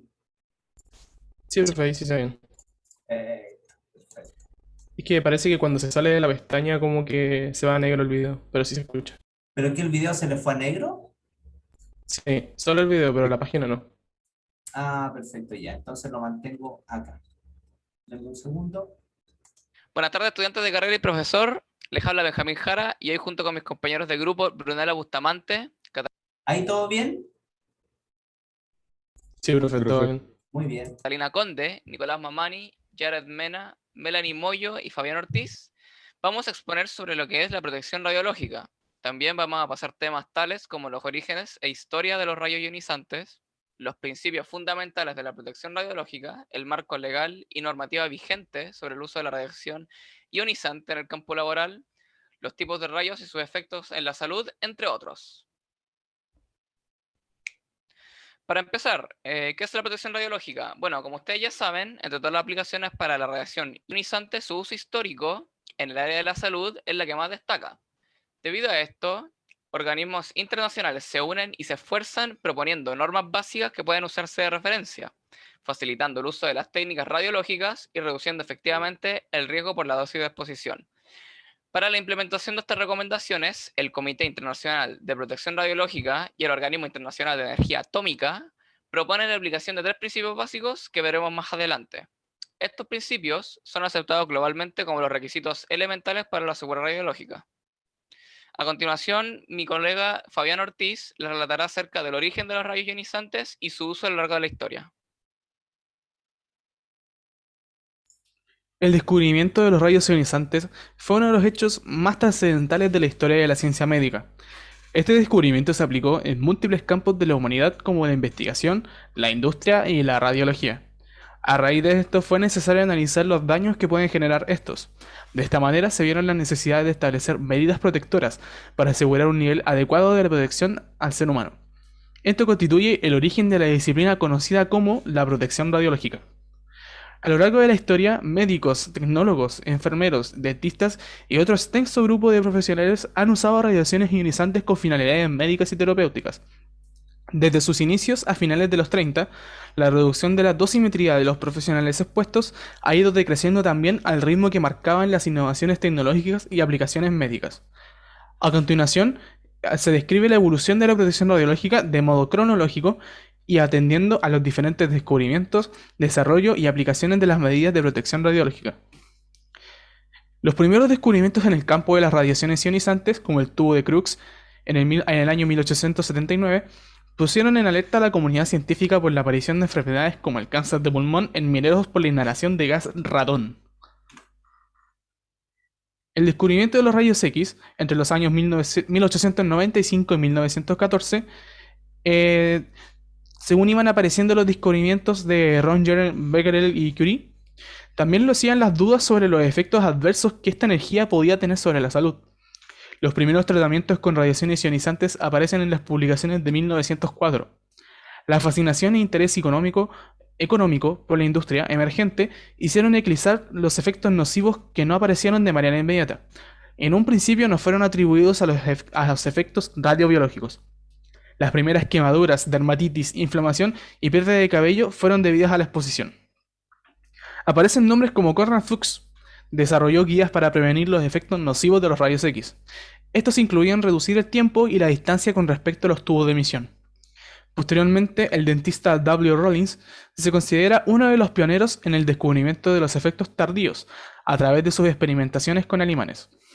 A pesar de las crecientes alertas, no fue hasta el año 1913 que la Sociedad Röntgen-German publicó el primer documento sobre la protección radiológica. Este contenía recomendaciones sobre el blindaje y medidas de alejamiento para la prevención de los riesgos de las radiaciones sobre el organismo. Entre los años 1914 y 1918, en contexto de guerra, se produce la fabricación por parte de General Electric de un tubo más eficiente en la emisión de rayos, llamado Hot Cathode Coolidge, o más conocido también como el tubo de Coolidge. Múltiples dispositivos diseñados por la superviviente Marie Curie, que pronto enfermó de leucemia, se implementaron por motivo de las urgencias derivadas de los campos de batalla. En esa época se fundó la primera escuela de operadores de rayos X. Durante ese periodo, numerosas y relevantes enfermedades por parte de operadores del campo de batalla fueron reportadas, tanto lesiones agudas en la piel y en los ojos, como anemias anaplásicas y leucemias. Científicos como Albert Schoenberg fueron los que asentaron las bases de la naciente ciencia de protección radiológica, restricciones en la distancia, el tiempo de exposición y características de blindaje. Prosigan con la señorita Melanie Moyo, de la cual va a hablar sobre la siguiente parte acerca de los orígenes de la protección radiológica. Continuando con la historia de la protección radiológica, hablaré del periodo entre guerras. Durante este periodo hubieron varias creaciones de organismos de protección radiológica, tal que en 1920 nace la primera Sociedad de Radiographers, en 1923 la ACRT, Sociedad Estadounidense de Tecnólogos Radiológicos, y en 1925 el primer Congreso Internacional de Radiología. Continuo a esto, aparecen importantes avances tecnológicos que ayudan al monitoreo individual de la exposición a las radiaciones ionizantes, donde nace la ICRP, Comisión Internacional de Protección Radiológica, que elige el Röntgen como unidad de medida. Y también en este periodo se experimenta con vegetales para determinar mutaciones genéticas y se fijan límites de exposición por normativa. Siguiente, por favor. Segunda Guerra Mundial. En esta etapa, la protección radiológica juega un rol muy importante en la humanidad, debido a la creación de la bomba atómica, que fue testeada en Nuevo México. Aunque también cabe mencionar que los hallazgos y pruebas derivados de las armas nucleares generaron un conocimiento muy grande sobre protección radiológica que ayudó a la gente 70 años después incluso. Siguiente, por favor. Posguerra. A consecuencia de la guerra, surgen conceptos como dosis equivalente, dosis absorbida y radiobiología. Al igual que también aparecen tecnologías nuevas de terapéutica, ya que se descubre que los reactores nucleares usados en la guerra eran eficaces y más seguros para generar radioisótopos, lo que implicaba tener nuevos límites de dosis. Y en cuanto a medicina nuclear, aparece el concepto de no riesgo cero y dosis lo más bajas posibles. En tanto a esto, en 1957 se crea la IAEA, Organismo Internacional de Energía Atómica con fines pacíficos, que está netamente basada en la ICRP. Siguiente, por favor. Era moderna. Este periodo se caracteriza por el descubrimiento y auge de la tomografía computarizada, los nuevos radiofármacos marcados como el tecnesio 99, la tomografía por emisión de positrones y las nuevas técnicas de intervencionismo radioguiado. También aquí aparecen los dosímetros específicos por zona anatómica, los delantales plomados y fantomas específicos para simular exploraciones y tratamientos. Y es aquí en la era moderna donde las sociedades internacionales acuerdan los tres grandes argumentos de la protección radiobiológica. 1. Ninguna exploración debe ser realizada sin un beneficio claro. 2. Todas las exposiciones deben cumplir el criterio ALARA. Y 3. Las dosis equivalentes de individuos no pueden sobrepasar los límites recomendados. Siguiente, por favor. Y terminando con el nuevo milenio, tras la experiencia de los supervivientes por bombas atómicas y accidentes como el de Chernobyl, por ejemplo, las comisiones internacionales deciden modificar las dosis de la retina y los límites anuales de cuerpo entero. Luego, en la década del 2000-2010, sucede la tan conocida revolución digital, que para la radiología significa una reducción notable de la dosis por imagen médica. Aunque esto también trae sus consecuencias, porque las nuevas tecnologías, al mismo tiempo que reducen las dosimetrías de los pacientes, también incrementan las de los profesionales, los cuales deben seguir un monitoreo estricto para mantener las dosis lo más bajas posibles, lo cual nos lleva a la actualidad, donde los comités internacionales y nacionales de cada país velan en todo momento para que nuestra tecnología tenga un plan de dosimetría diseñado para proteger a las personas y a los profesionales. Los dejo con mi compañero Yaret Mena, que seguirá con el tema que es la protección radiológica. Bueno, ¿qué es la protección radiológica? Es la disciplina que estudia los efectos de la dosis causada por las radiaciones ionizantes y los procedimientos para proteger a los seres vivos de sus efectos nocivos. Esta tiene un objetivo de garantizar que toda práctica que conlleve a la exposición a radiaciones ionizantes se realice con la mayor seguridad y protección, minimizando al máximo posible la exposición y el riesgo de los trabajadores expuestos, de la población y el medio ambiente, ya sea a través de regulación por los diferentes organismos internacionales y nacionales competentes de la regulación, así garantizando la mayor seguridad. Siguiente. Tenemos principios fundamentales, siendo tres. El primero, la justificación práctica y de las exposiciones individuales. Este alude a que todo el uso de fuentes de radiación ionizante solamente puede ser autorizado por medio de la justificación, siendo la mejor de las opciones existentes tanto para el individuo como para la sociedad en su conjunto. Después tenemos la optimización de la protección radiológica, en el cual todas las acciones deberán ser realizadas en el mejor modo posible según la tecnología existente en el momento y el grado de conocimiento humano que se posea. Finalmente, tenemos la limitación de dosis individuales, Esta se aplica al personal ocupacionalmente expuesto a la radiación ionizante y al público en general. No es aplicado en dosis al paciente. Este principio se ve reflejado en las siglas ALARA, como ya explicó mi compañero. Esto quiere decir tan bajo como sea razonablemente posible, puesto que si bien se intentara por todos los medios posibles que la dosis recibida por cualquier individuo o por un colectivo cualquiera sea lo más baja, siempre que la medida de protección y minimización de dosis no supongan un daño mayor para el individuo o la sociedad. Siguiente. Después tenemos los tipos de situación de exposición. Es necesario que podamos distinguir los diferentes tipos para así poder esclarecer los diferentes tipos de protección que se necesitan. Primero tenemos la exposición planificada, que esta involucra a la exposición a radiación de manera planificada para fines como lo pueden ser exposiciones médicas, de público, etc. Después tenemos las exposiciones de emergencia. Esto sucede como resultado de un accidente, actividad maliciosa u otro evento inesperado, y se deben aplicar medidas de manera oportuna para evitar o mitigar los efectos adversos. Finalmente tenemos la exposición existente, que hace referencia a la exposición a la radiación que tiene un fondo natural, es decir, que debido a que ya existe la radiación desde antes, puede ser a través de residuos radiactivos provenientes de prácticas anteriores que no estuvieron sometidas a control reglamentario, etc. Y ahora va a seguir nuestra compañera Brunella Bustamante con los tipos de radiación. ¿Cuáles son los tipos de radiación? En la radiación podemos encontrar la ionizante y la no ionizante. Primero, la radiación ionizante es aquella que tiene energía suficiente para ionizar, es decir, dejar el medio que penetra cargado con electricidad. Es la radiación más peligrosa y la más asociada con la energía atómica. Se debe destacar que la categoría más importante dentro de esta radiación son los rayos X. También existen otras fuentes de radiación ionizante, de origen antrópico, entre las cuales se pueden nombrar a los aceleradores lineares y a las fuentes de material radioactivo.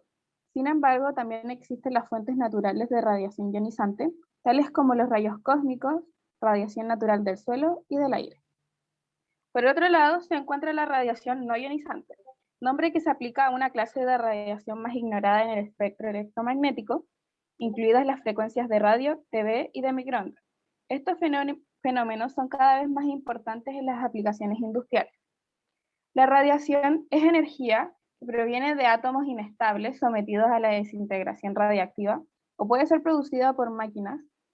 También la radiación se desplaza desde su fuente en forma de ondas de energía o partículas energizadas. Hay diferentes formas de radiación con propiedades y efectos distintos. Siguiente, por favor. Los factores que influyen en el daño de las radiaciones ionizantes se dividen en factores externos e internos. Dentro de los externos se encuentra la magnitud y potencia de dosis, el tiempo de exposición, distribución de las dosis y el tipo de radiación ionizante. Por otro lado, dentro de los factores internos se encuentra la edad, el estado de salud, el tejido irradiado, sexo, metabolismo y radiosensibilidad. Siguiente, por favor. Por otro lado, también están los tipos de efectos de la radiación. Primero se encuentran los efectos determinantes. Estos efectos se generan cuando una gran cantidad de radiación provoca la muerte o la pérdida de la capacidad de reproducción de un gran número de células. Para estos efectos existe una dosis inicial, es decir, existe un valor mínimo de la dosis de modo que ocurra el efecto. Además, cuanto mayor sea la dosis, mayor será el efecto biológico. Por otro lado, están los efectos estocásticos. Para estos efectos no existe una dosis inicial determinada para su ocurrencia. La probabilidad de ocurrencia de estos efectos depende del valor total de la dosis acumulada, pero la gravedad del efecto no depende de la dosis. Por lo tanto, un individuo puede ser sometido a las dosis bajas de radiación por un largo periodo de tiempo, sin que ningún daño se revele inmediatamente. Por ejemplo, la probabilidad de surgir el cáncer de la piel para los individuos que se exponen a la radiación solar. El monitoreo individual externo es el que se hace posible el conocimiento de la dosis a la que están sometiendo al individuo, ocupacionalmente expuesto a la radiación ionizante, durante sus horas de trabajo. Esta medida funciona como un termómetro de la eficacia de las normas de protección radiológica. Dentro de los efectos estocásticos se pueden nombrar los efectos genéticos, los cuales son provocados por la acción de la radiación que puede provocar alteraciones en el contenido del ADN y de las células, sin impedir la reproducción celular. Por último, se encuentra el último efecto, que son los efectos en la salud según el rango de dosis de la radiación. Esta se divide con el rango indicativo de dosis. Arriba de 10 milisievert, en los efectos en la salud humana, no hay evidencia directa en los efectos de la salud humana. Entre 10 y 1000 no hay casi efectos. Aumento de incidencia de ciertos cánceres en poblaciones expuestas a altas dosis. Entre los 1000 y 10.000 hay enfermedades de radiación, aumento de incidencia de ciertos cánceres en poblaciones expuestas. Y arriba de 10.000 siempre es fatal. A continuación, les hablará mi compañera Catalina Conde, que le hablará sobre la protección radiológica del trabajador. Todos los trabajadores que utilicen rayos X diagnóstico y odontológico deben poseer una protección radiológica adecuada, ya que se encuentran ocupacionalmente expuestos a radiación ionizante. El personal debe estar muy bien capacitado debido a la posible contaminación interna y o externa de las personas o los entornos de trabajo. Para evitar todo esto se deben cumplir 3 reglas fundamentales, que son el tiempo, ya que cuanto menos tiempo se esté cerca de una fuente de radiación, menor será la dosis recibida. La distancia, ya que a mayor distancia de una fuente, menor será la dosis recibida, y el blindaje, ya que al estar detrás de uno, la dosis que se recibe es menor. Siguiente, por favor. Los límites de dosis se miden por la unidad de medida científica milisievert. Esta se refiere a la dosis absorbida por todos los órganos del cuerpo, el grado relativo de daño por radiación y la sensibilidad de cada órgano a la radiación. En la siguiente tabla se puede observar cuáles son los límites de dosis para los trabajadores expuestos a radiaciones ionizantes. En el caso de órgano expuesto, ya sea cuerpo entero, gónadas o médula ósea, son 5 milisievert. Para un órgano expuesto cristalino son 30 milisievert y cualquier órgano en forma individual son de 50 milisievert. En el caso de que un empleado haya excedido el límite de dosis anual, la autoridad sanitaria podrá solicitar que se asigne al trabajador a otra función. Siguiente, por favor. Las leyes vigentes sobre las funciones necesarias para administrar la infraestructura, los equipos y la calificación del personal se remite a el decreto número 133 del 23 de agosto de 1984, que se refiere a las normas relativas a la autorización de instalaciones radioactivas, empleados que trabajen en ello o el personal que gestiona dichos dispositivos, además de otras actividades relacionadas. El decreto número 3 de abril de 1985, que habla sobre el reglamento de protección radiológica de instalaciones radioactivas. Y por último, la ley número 18.302, que es sobre la seguridad nuclear. Siguiente, por favor. Para poner en práctica la protección radiológica de los trabajadores, se deben establecer medidas de control y vigilancia para evitar la exposición a las radiaciones ionizantes y no exceder los límites de dosis antes mencionados. Para ello, las zonas de trabajo se clasificaron en zona vigilada y zona controlada. En la zona vigilada, que es la de color blanco, es posible exceder el límite establecido por el público, pero es muy poco factible que la dosis efectiva exceda los 6 milisievert. En la zona controlada, que es de color verde, el límite de dosis efectiva para la piel, el cristalino y las extremidades puede superar los 6 milisievert. Esta última se subdivide en 3, que son la zona de permanencia limitada, de color amarillo, que es en donde es posible que recibamos dosis superiores a las establecidas si se cumple toda la jornada laboral, entendiéndose como un turno de 8 horas al día, 5 días a la semana y 50 semanas al año. También está la zona de permanencia reglamentada, que es la de color anaranjado, donde existe el riesgo de obtener una dosis que supere la dosis límite durante un corto periodo de tiempo y que requiera una prescripción especial. Y finalmente está la zona de acceso prohibido, que es de color rojo, ya que con una sola exposición la dosis de radiación puede exceder todas las dosis máximas permitidas. A continuación, mi colega Nicolás Mamani les hablará de los efectos de la radiación sobre la salud.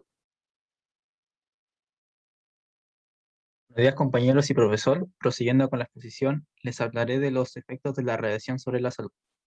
La radiación ionizante tiene la energía suficiente para dañar al material genético de las células vivas. Afortunadamente, las células de nuestro cuerpo son extremadamente eficientes para reparar dicho daño.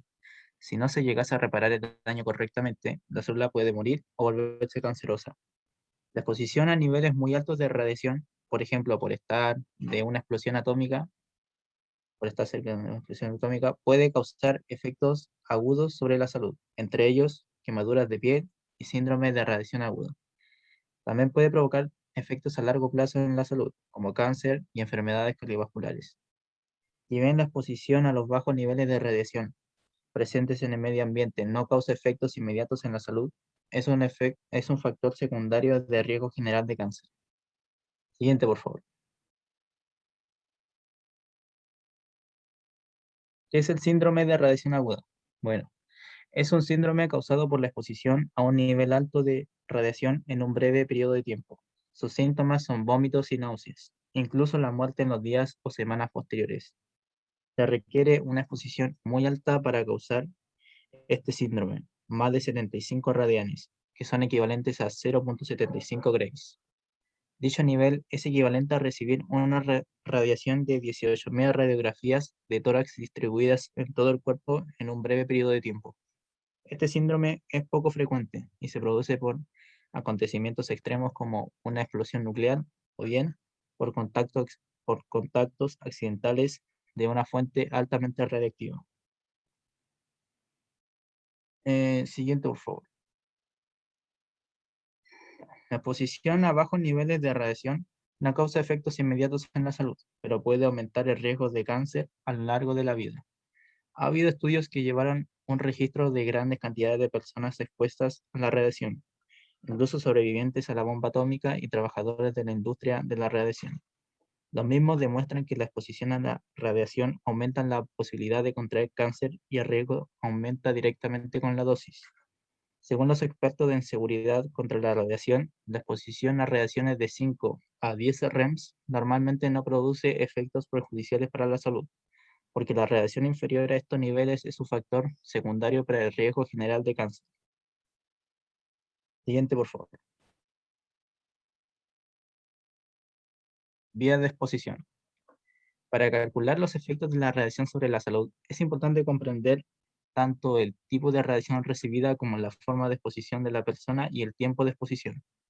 El riesgo de la exposición a un radionúclido determinado depende de la energía de la radiación que emite, el tipo de la radiación, si es alfa, beta, gamma, rayos X, su actividad, la frecuencia con la que emite la radiación, la velocidad a la que el cuerpo metaboliza y elimina los radionúclidos tras la ingestión o inhalación, el lugar del cuerpo donde se concentra el radionúclido y por cuánto tiempo permanece allí, y por último, si la exposición es externa o interna.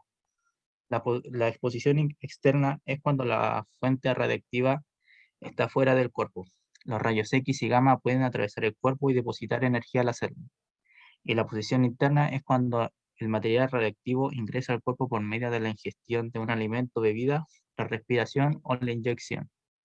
Los radionúclidos pueden representar una grave amenaza para la salud si se inhalan o ingieren grandes cantidades. Y como información adicional, los niños y los fetos son especialmente sensibles a la exposición a la radiación.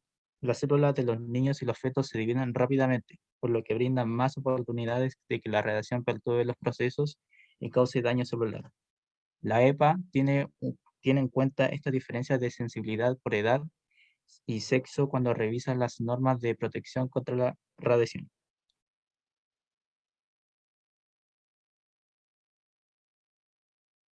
Y a continuación seguirá mi compañero Benjamín Jara. Cuidados especiales de la vestimenta plomada de protección personal. Cuando se trata de los cuidados del traje de plomo, debe prestarse especial atención a los detalles, porque podrían producirse rupturas en el mismo debido a su peso y tamaño. Su limpieza y desinfección deben realizarse con frecuencia para evitar los malos olores y la proliferación de bacterias que se concentran en su interior, Cada año se hace un chequeo bajo fluoroscopía para determinar que se mantiene en buenas condiciones. Elementos con fracturas, perforaciones y otras alteraciones deben ser evaluados con los criterios recomendados para su descarte. Siguiente, por favor.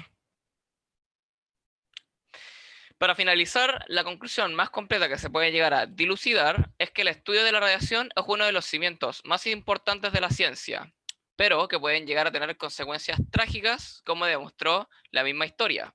Por lo tanto, la protección radiológica es algo muy importante, puesto que es crucial analizar con frecuencia los efectos de esta energía y los procedimientos requeridos para proteger a los seres vivos de sus efectos negativos.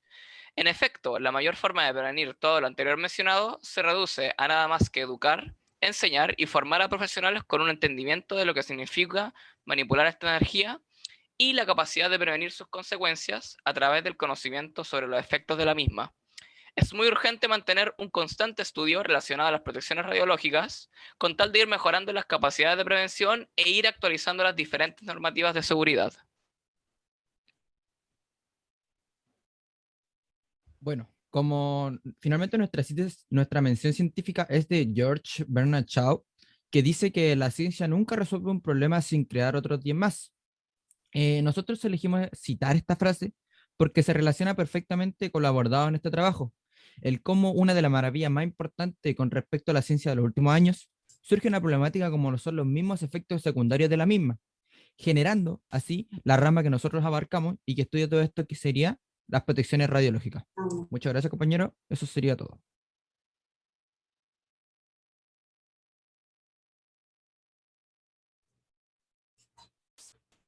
Muy bien, chiquillos. Felicitaciones. Muy buen trabajo. Si ustedes se fijan, los temas que tocamos acá, que es la protección radiológica, es una disciplina, como bien explicaban ustedes, que es transversal a todas nuestras aplicaciones, completa, a todos nuestros trabajos como tecnólogos, como tecnólogas médicas. Esta es una disciplina que siempre tiene que estar presente. Y a lo largo de la presentación se tocaron una gran cantidad de definiciones, de tópicos, que sin lugar a dudas van a ir ustedes puliendo a lo largo de su formación durante estos 5 años. Acá, ¿qué es lo más importante? Que ustedes tienen que pensar que el día de mañana ustedes van a trabajar por 20, por 30, por 40 años frente a fuentes generadoras de radiación ionizante. Y en ese sentido, en la medida que ustedes apliquen todas estas estrategias, estas normas de protección radiológica, sin lugar a dudas ustedes van a poder tener un uso mucho más seguro en vuestro trabajo. Ahora, para tranquilidad de ustedes, esta disciplina de la protección radiológica tiene todo un marco científico de funcionamiento, donde si ustedes cumplen a pie firme, de manera correcta y en forma permanente, todas las recomendaciones de seguridad y protección radiológica, no debieran tener ningún problema de salud por el hecho de ustedes trabajar con radiaciones ionizantes. No sé si tienen alguna consulta, alguna duda, algún comentario. Todo bien, profe. Se aprendieron cosas nuevas. Muy bien. Felicitaciones a cada uno de los grupos. Con esto hemos dado por finiquitado, ¿cierto?, nuestra parte de exposiciones. Hemos terminado también todo lo que tiene que ver con nuestros contenidos programáticos.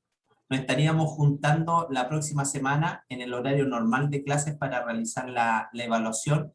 Que la evaluación la voy a hacer por Google Form, por una prueba de Google que va a ser con alternativas, preguntas y 4 alternativas, y va a haber un tiempo prudente para que ustedes la puedan responder. ¿Algún comentario? ¿Algo que quisieran decir? No, nada de mi parte. Nada, profe, todo claro. Fue un buen ramo. Súper, pues. Chiquillos, chiquillas, para mí ha sido un verdadero placer, un honor el poder haber compartido con ustedes este ramo que para algunos puede ser un ramo no tan complejo, no tan importante. Cada uno le puede dar la dimensionalidad que estime conveniente, pero sin lugar a dudas este es un ramo para mí crucial, donde les da los primeros esbozos, los ayuda a ustedes a hacerse una idea de qué se va a tratar vuestra profesión. Así que de mi parte pueden seguir contando con mi ayuda, con mi colaboración, tienen mis correos electrónicos, tienen mi teléfono, por lo tanto a vuestra completa disposición a lo largo de estos años que les quedan a ustedes, ¿cierto?, acá en la institución, Y por lo pronto nos vemos la próxima semana, que ojo, no es necesario que se conecten a la clase propiamente tal. Sin embargo, alguna consulta que tengan me la hacen por el grupo de WhatsApp durante la prueba, y también yo voy a tener abierto durante la hora que pueda durar la prueba la conexión por Zoom si ustedes quisieran hacer alguna consulta. Así que me despido, les mando un abrazo grande, gracias por todo, disculpen por los errores, que todos tenemos errores, pero al final del día la disposición y el cariño está por y para ustedes. Me despido, que estén muy bien, un abrazo. Dale, profe, Chao, profe, gracias. cuídense, que esté muy bien. Chao, Cuídense. profe. Gracias por todo. Chao, profe. Nos veremos en algún punto de la carrera. Sí, Chao, después, profe. en protección, en Chao. garantía, en metodología, y nos veremos si Dios así lo permite. Chao, profe, cuídense. Ya, profe, Chao, cuídense. cuídense. Chao, chao.